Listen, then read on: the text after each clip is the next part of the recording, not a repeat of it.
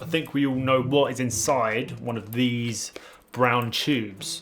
Now, this is my first time seeing this in person because I'm going to be releasing these very soon, and there's only going to be a limited amount available. And when I say limited, I'm talking like 10. And this is a picture that I took out in the Maldives, and oh my God, what? That is ridiculous. I can see every single mark on the sand. Look at this.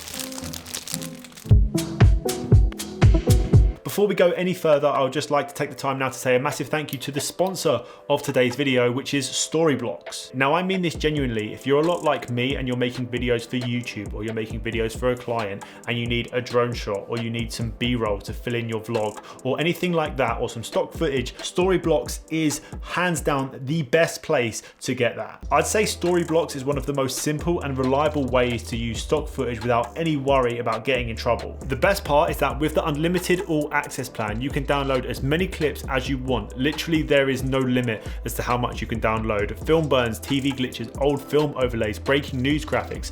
They really do have it all. When you have a Storyblocks membership and you use the stock footage in your videos, whether that's for your own personal videos or videos for a client, no one is going to come after you for not owning the footage because you have the license to those videos when you get the plan. For me, Storyblocks helps me bring all of my stories to life without sacrificing my vision due to time, budget, or resources. If you are interested, go to the top link in the description down below to learn more about Storyblocks. So I've been so excited to make this video, and I'm gassed I finally got round to making it. Now, the last video that I made related to Instagram and how to get your pictures to look really sharp over on Instagram did pretty well, and I'd say the method that I showed in that video worked for a majority of you because I had loads of DMs and loads of comments saying this actually worked really well. People asking me like, how do you sort of set up or order your pictures on Instagram? So a lot of the time when I post videos and I post Instagram pictures related to that video, I like to post series on Instagram, which is like a load of photos all in one, and kind of make them a little collage. I would say make a little collage out of the pictures that I've taken,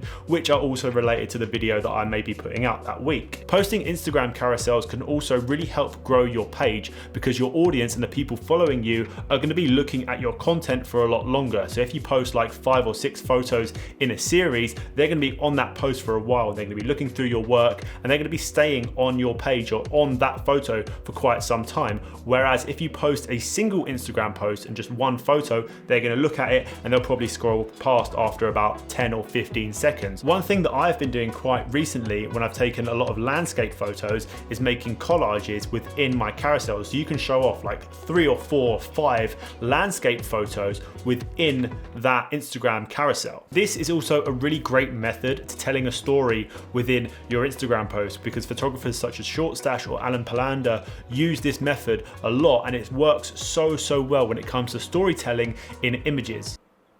So today I thought I would share with you all my entire work process when it comes down to creating these carousel posts over on Instagram. There are 2 apps that I like to use in order to create these Instagram carousels, and that is an app called Unfold, which is purely for iPhone, and also Photoshop. Most of the time I use Photoshop because I work majority of my life on desktops or laptops, and I feel like with Photoshop you just have a lot more control just because it's on a bigger screen. I much prefer doing these on a computer.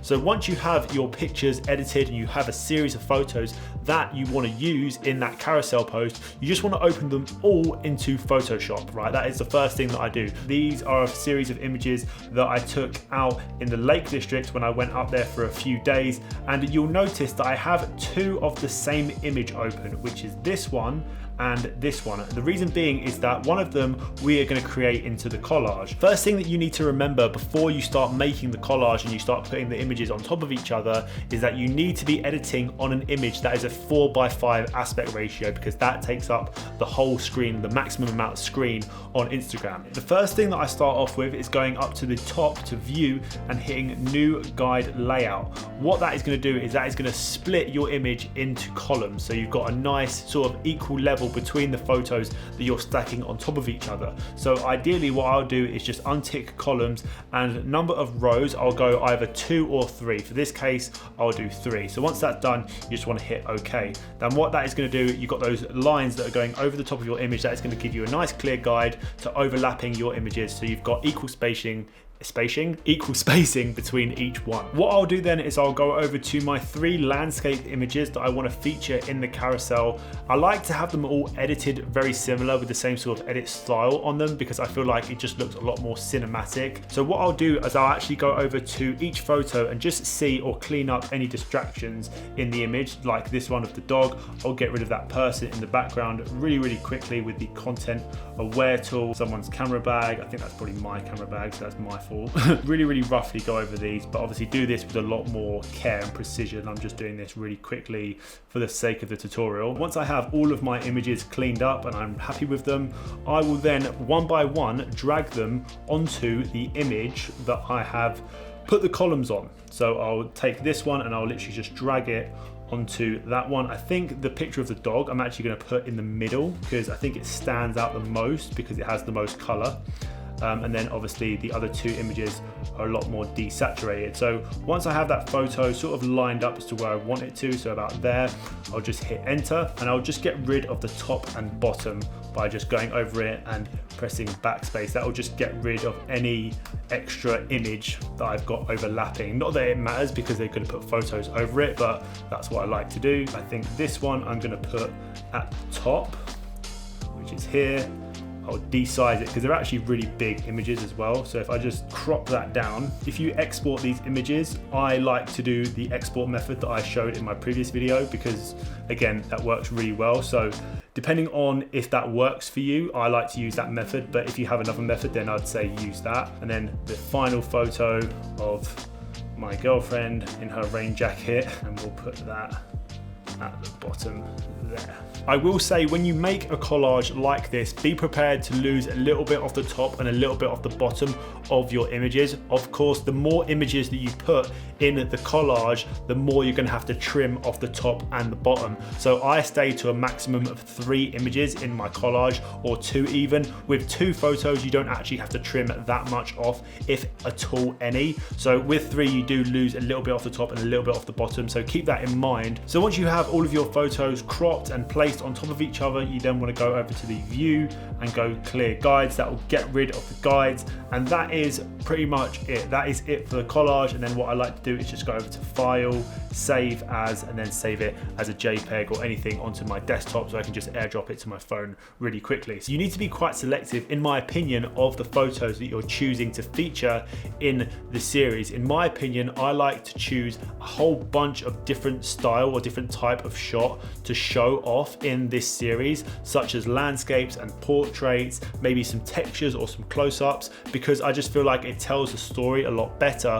Whereas if you just stick a load of landscapes in there, yeah, it might look cool, but does it actually tell the story? All of that once combined together, I think make an absolute killer of an Instagram series. When it comes to choosing the order of the photos, I feel like that's personal preference, but for me, I like to have one set photo and then I'll have a collage and then another set photo and then another collage, and then if I need to, another set photo, depending on sort of how many pictures I've got in the whole series. But usually I like to sort of mix it up between collage and then normal photo, collage and normal photo. That is personally my preference, but if any of you guys out there, if you want to post a load of collages, then that's fine. I think that is the end of the tutorial. I had a lot of fun making this tutorial. I love making videos about like Instagram, like methods and hacks and like different like ways to show off your work on Instagram, as you can tell. If this video did help, please don't forget to leave a like, rate and subscribe if you are new. To everyone that's downloaded the raw photos from last week's POV, I have seen so many sick edits. You guys are ridiculous. Literally, they've all been so sick, and I will start reposting them on my new Instagram, which if you haven't followed already, go and follow that, Ben's Urban Life. I post everything on there related to urban and street photography. I thought, why not create a new Instagram for just my street photography, because I've got so much of it. Thank you so much for watching, and I shall see you in the next one. Take care. Peace. This is one of my favorite photos I've taken of all time. And you lot are going to be able to buy these. And if you are quick enough and lucky enough to get one, then you've had an absolute steal.